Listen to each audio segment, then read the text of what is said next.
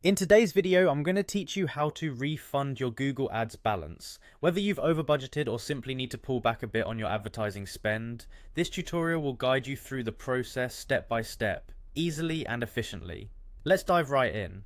First, you'll want to head over to the Google Ads homepage. You can easily find this by typing Google Ads into your web browser or using the direct link if you have it bookmarked. This is your starting point for managing all your advertising needs, including handling refunds. Once you are on the Google Ads homepage, the next step is to sign in. Look for the sign in button, which is usually located at the top right corner of the page. Click on it and you'll be prompted to enter your Google account email and password. Ensure you use the email associated with the account where the refund is needed. After entering your credentials, you will be taken to your Google Ads home.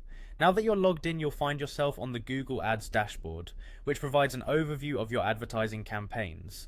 From here, locate the Admin tab.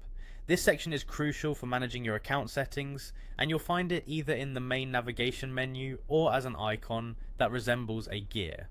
After clicking on Admin, the next area you'll want to access is Account Settings. This section allows you to manage all the nitty-gritty aspects of your Google Ads account. Once inside the account settings, the specific option you need is Account Status. Click on it to go through to the relevant page. This page is particularly important as it features all the financial and billing information related to your Google Ads account. Here you will see your account balance and status. If you're eligible for a refund, this is where you'll start the process. It's also worth noting that depending on Google's policies and the specifics of your account, not all amounts or conditions may be refundable. Make sure to review your account details carefully. At this stage, if your account has a positive balance that is eligible for a refund, you might see an option to request a refund. If you don't see this option, your balance could be tied up in pending ads or campaigns, or there might be certain conditions that need to be fulfilled. Contact Google Ads support if you run into issues or need assistance, as they can provide more personalized help.